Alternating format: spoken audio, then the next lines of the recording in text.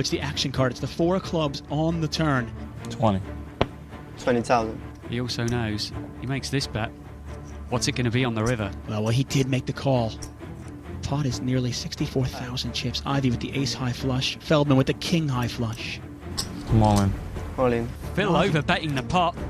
Unbelievable. Turn of events here. Now, Feldman has to know that Ivey either has pretty much the nuts or nothing at all, right? Exactly. Pot is 165,000. Cool. Oh, and he calls! He makes the call. I've seen him make a the few calls in the past. I wasn't surprised that he did it. That's a big, big pot and a big, big blow for Andrew Feldman.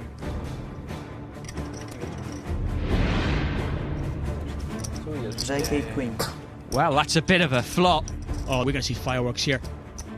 Tom Dwan has flopped the flush, but Ivey's got the ace of diamonds. And he's got the top pair. Poor Mike Matusow with the third best hand right now and drawing pretty well dead. Mike Matusow bets 4,200. Phil Ivey just calls. Action on Tom Dwan. Well, he's putting a lot of chips in the middle right now. Obviously, Matusow gets out of the way. Well, Phil puts the big re-raise in with the black chips, not messing around. Yeah, Ivey has essentially moved Tom Dwan all in. Tom Dwan is called. Phil needs to catch. Doesn't hit the turn, doesn't hit the river, and Tom Dwan's going to double up against Phil. And just like that, Superman is human. Hello and welcome to London for the 4th series of the FullTiltPoker.com $1 million cash game, where so far the chips have been flying around the table. We're hoping for much more of the same in this show as well, as we hand you straight up to your commentators. It's the FullTiltPoker.net $1 million cash game. I'm David Tuckman alongside Gary Jones. Button in front of Phil Ivey. He's our big winner today so far, up $67,900. And it folds around to Durr. Actually, no. Pardon me. How about Chris Ferguson? Excuse me. He's going to raise us up to 1,800 with the ace-10 of clubs. Well, he's been so quiet so far today. I'm not surprised you didn't see him. I forgot he was there. Looks like he's going to get a call from Phil. Now, Phil calling on the button. He has to know he's behind. Oh, he does. He's calling because he's got position. He's got half a hand. I mean, does he just think that he can outplay Chris Ferguson?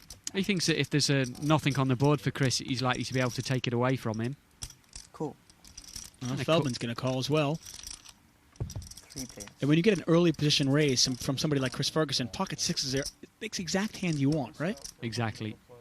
7 queen. Not now, but 5 hours. Well, no extra pairs for anyone, but there are 2 clubs for Chris. I'm not terrible. Yeah, nothing there for Ivey, but it's not a bad flop for Andrew Feldman either. He flops 2 pair. Yeah, only really a queen he's likely to be worried about here. Of course, you could also be worried about the fact that Chris Ferguson's raised out of first position. He could have any kind of pair. Yeah, obviously Chris Ferguson could have a big pair in his hand, but at the same time, you wouldn't put him on a 7. And you think, okay, well, there's only one overcard out there to my 6s. But if he calls, he's going to be out of position. He doesn't know what's going to come on the turn in the river.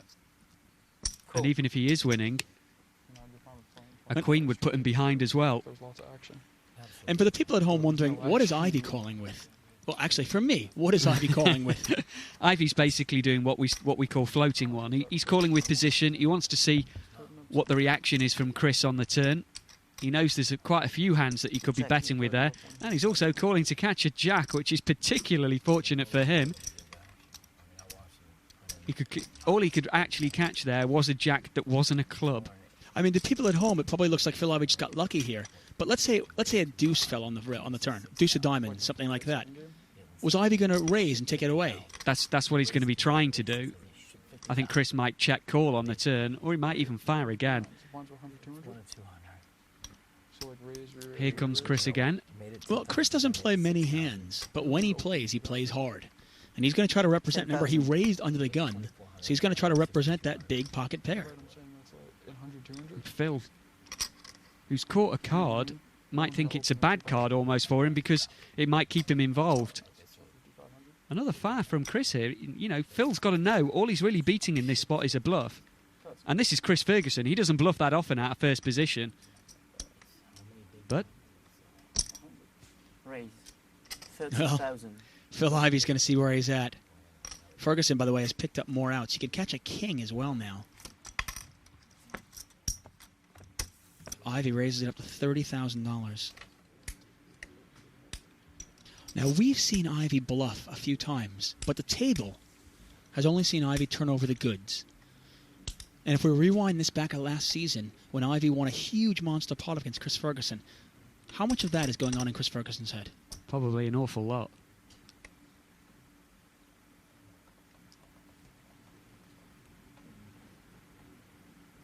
Ferguson always deliberate about every decision he makes at the poker table, obviously thinking this one through. If he calls 20,000 here, what happens on the river? Andrew Feldman watching on. Now, pot is 55,100. Action on Chris Ferguson. I think he could do anything of all three plays in this spot.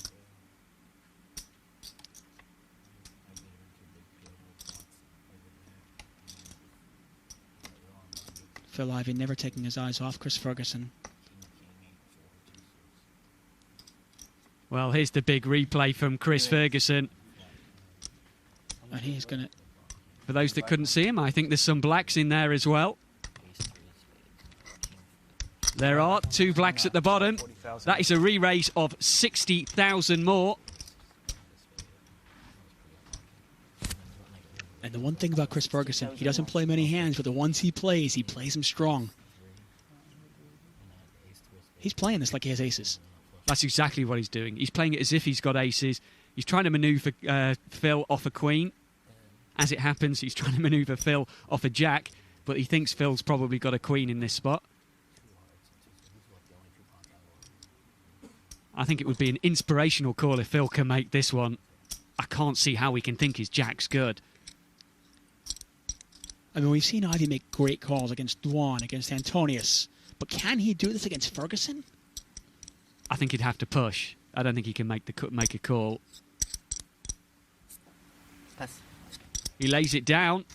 And look at that. Wow, Phil gets out the way, and Chris plays that one some real heart. Fantastic play by Chris.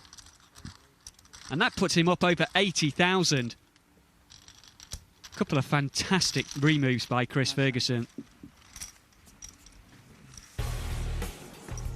And we take a look here. Chris Ferguson on top of the leaderboard now, up $81,600. Tom Dwan in second place, up $62,000. Phil Ivey dips a little bit, still up $32,000. But our big losers, Patrick Antonius and Andrew Feldman, each down over $80,000.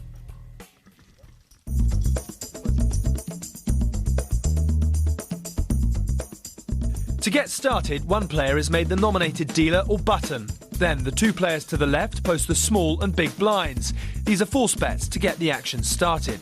The big blind is always double the small, but unlike a tournament, the blinds rarely change. However, they are sometimes increased to spice up the action. We start here with $300 and $600. There's also an ante of $100 per player, which must be paid if they want to play in a hand. Once the blinds and antes are posted, everyone is dealt 2 cards. We have a round of betting. Then 3 cards are placed face up on the table, called the flop. These are the community cards for all the players to use. Then we have another round of betting, after which the 4th card, the turn, is placed in the middle. This is followed by some more betting and the last community card, the river. Then we finish off with a final round of betting. The best 5-card hand takes the money. Buttons in front of Mike the Mouth Matusow. Alan Cunningham. I guess we're about 100 short. First to act. We're 5-handed right now, which should actually pick up the action a little bit, shouldn't it? It should. People are going to have to mix it up a little bit. They're going to have to play lower cards, and that's going to create some action. 21. And it didn't take very long for Tom Dwan to raise it up. 5-deuce offsuit. He's going to raise this one up. Pass. Matusow is going to call on the button with the weak ace. Chris Ferguson in the big blind with King 4. He says no thank you. Got heads up here, Dwan, Matusow. Matusow with the best hand, but Tom Dwan with the impetus right now. And a little bit of for both players here.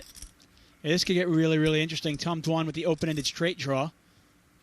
And Mike Matusow with top pair. Matusow also has the ace of diamonds. I'll tell you, the gin card is the ace. If an ace comes off, that's going to be the money card. It certainly is. We'll give Mike Matusow aces and sevens and a straight for Tom Dwan.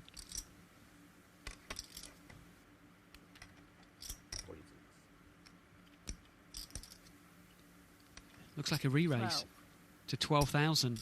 Matusow going to raise this up. He's got top pair, but his hand is vulnerable to any overpair. Yeah, it's going to be interesting to see how Tom decides to play this. Pot is now 21,300. It's 8,400 to call. If you're Dwan, how do you play this? Well, he does have a couple of options here. He can flat call to try and improve and maybe beat a big hand. He's not going to get a lot of money if a 6 comes down, so I'm not actually that big of a fan of the flat call. What he could do, of course, is make the pressure play with a redraw. But he's just going to do the flat call. He's going to call and see what happens here. Pot is now 29,700. I was going to say, if you're Dwan, what do you think Matusow has? Well, he might think that his deuce is now a live flush draw. But it's not, though, because Matusow has the ace of diamonds. Very interesting turn card. The king of diamonds changes some stuff now. Dwan needs an ace or a 6, but the 6 of diamonds is no good.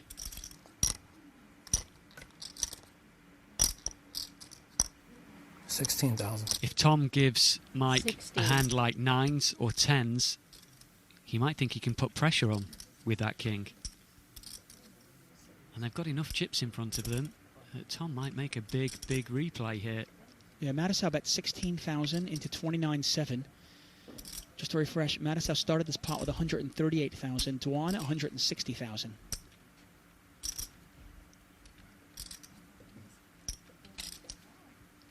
It was just a matter of time for Dwan and Matusow to get tangled up in a pot. That time may well be now. He's figuring out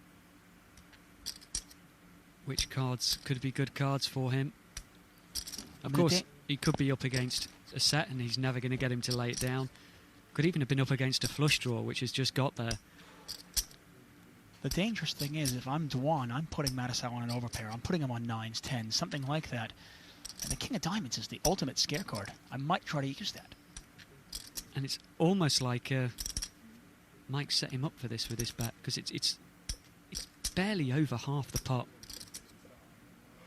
But it might be hard to move Matusow off it if he's got, say, 10s with the 10 of diamonds. Might be what's going through Tom Dwan's head. Well, everybody watching on, this pot is now up to $45,700, and it's $16,000 over to Tom Dwan. So many options for Tom. He could do one of all three. Fold, call, or raise. He's reaching for his chips. And Oh, that's 16,000 there. It looks like he's going to raise, though. he's making the pressure play. Yeah, he's got a black chip in there. He's definitely raising it up here. And he is. He's going to make a big raise. Mike going to have a look. See if the ace is the ace of diamonds. And it looks like the raise is up to 29,500 more. 28.8. It's actually 28.8 more back to Matusow. Well, I can tell you one thing. If he flat calls, he could put himself in the opportunity to be bluffed out. Mullen. He makes a great re-raise all in here, Mike. I don't think he wants to flat call. Oh, wow. Matusow moves all in. And Tom Dwan has to fold. That right? He does fold. He had to fold, though. He could be drawing dead. Exactly. As it happens, he was still live. 7 deuce. Thought I was playing 7 deuce game. Well, what a pot here for Mike. I think I had the best hand. That means we may get a little bit more noise from Mike the Mouth. He's up nearly $100,000.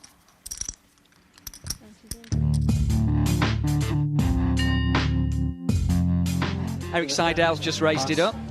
I knew he had aces pre-flop. I was looking to flop something big. We were both playing pretty deep, and I flopped 2 pair. And that is a great start for Mike Matusow. I let out, and he raised me, and I put a pretty big re-raise in and got him to commit. 90,000 with one pair. I'm all right. All in. And Seidel moves all in. Cool. Seidel moves It's an all in and a call. Hold on a second. This is going to be the biggest pot we have seen so far. You want me to give you insurance? They were offering me insurance. I didn't even know what insurance meant, but I would have took it if I could have. Where did you go to insurance? Hang on 1 second. All right, just go. Forget it. One time. Let's go. One time. I even knew it. I kept yelling, I'm going to lose, I'm going to lose. 'Cause I was so negative at the time. 'Cause I used to just lose every hand I played in poker. And the river's a 7. I cannot believe it. My lucky poker. That's why I want to do something. You guys don't know how bad I run in poker. It was pretty shattering, $154,000 pot, you know, where I'm like almost 3-1 favorite.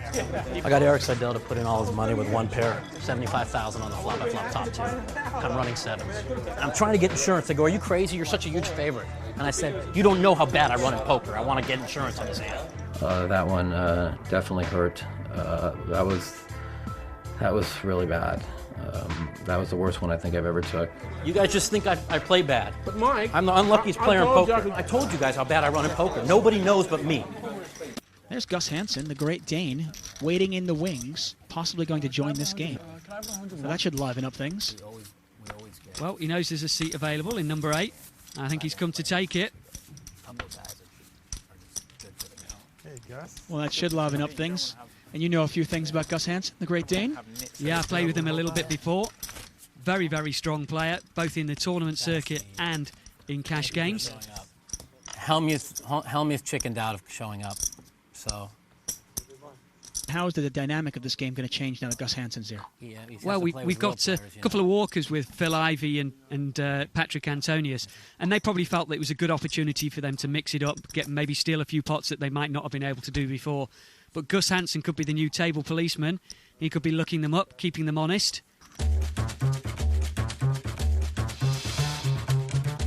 I'm Gus Hansen. I'm a professional poker player for 10 years now. Before I started playing poker, I was a professional backgammon player for like 5-6 years. A couple of friends of mine played a lot of poker, and it seemed like an interesting game. A lot of big tournaments, a lot of money, a lot of action. So I decided to give it a try, and now we're here. Winning the Aussie Millions was a big accomplishment. That was a big tournament, 750 players. Pretty happy with the end result of that. Just being a professional gambler for 15, 16 years, and I'm still around, I think is a pretty nice accomplishment.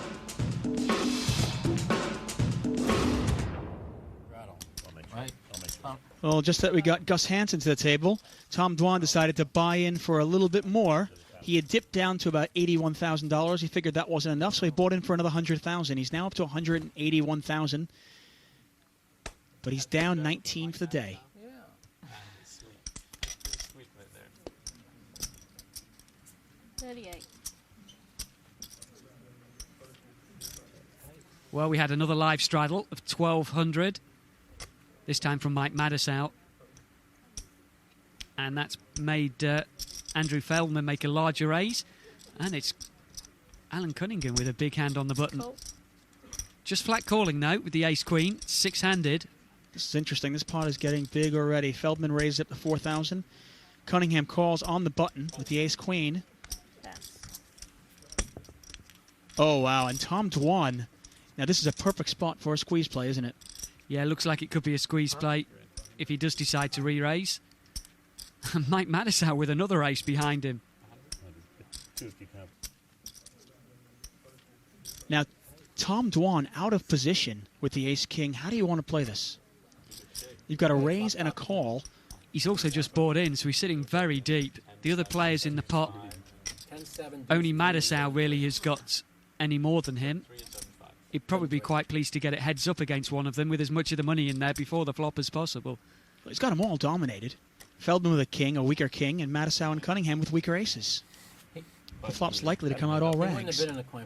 Well, there you go. There's the percentages. Tom Dwan, almost a 40% favourite to win the pot, which four-handed is pretty good. Well, one thing for sure, Tom Dwan not afraid to put the chips in the pot. This looks like a squeeze play. He's probably hoping his opponents think it's a squeeze play. He's re-raised it up to 47,000. It's a huge overbet. I think that's why he's done it. It's he doesn't want to be out of position with this kind of hand when the flop comes down if he doesn't connect. The big question here is, what does Alan Cunningham do? It looks like a squeeze play.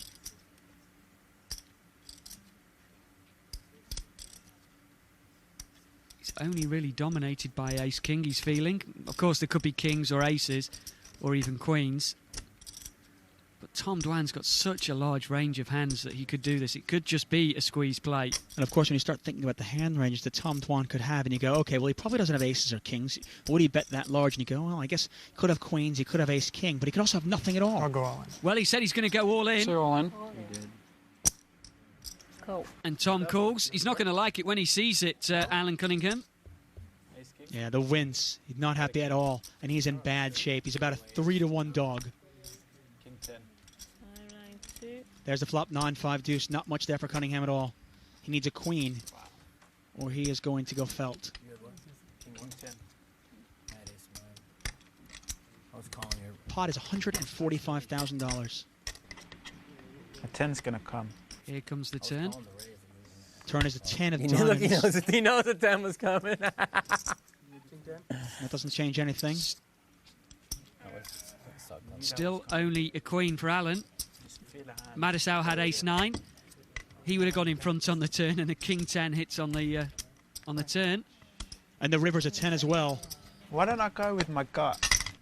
So Alan Cunningham loses $70,000 in that pot.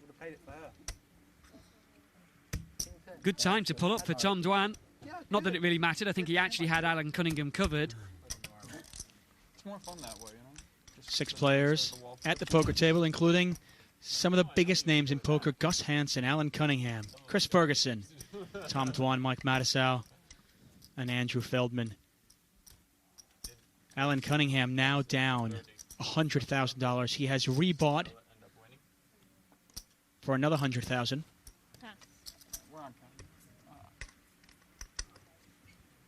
He's probably coming here tonight. Ferguson not going to play. Alan Cunningham in there with the ace, jack of hearts, and he is going to play. He makes it 2,000. Yes. No, he just lost a big pot, and a lot of players might think, okay, just have to lose a big pot, maybe you're tilting. I doubt Alan Cunningham does tilt. Well, Tom Dwan with ace-king against him again. It's the very next hand. Can't imagine Mike's going to be involved for these fireworks. No, Mike is as good as out as this one. Tom Dwan, though, is going to re-raise it. 7-7. Matusow does fold, and it's back to Cunningham, and he's got to wonder, is this guy just picking on me now, or does he have it again? I mean, it couldn't have worked out any better for Tom Dwan. No, exactly. Cool. Well, he calls. Not going to want to see an ace, not unless it includes a jack on the board. Here comes the flop. 6-6-6. It's a devil's hand. 6-6-6 on the board. Changes nothing, apart from a 6 becomes a split pot, as does an ace. Pot is 16,700. Something very, very spooky about that flop.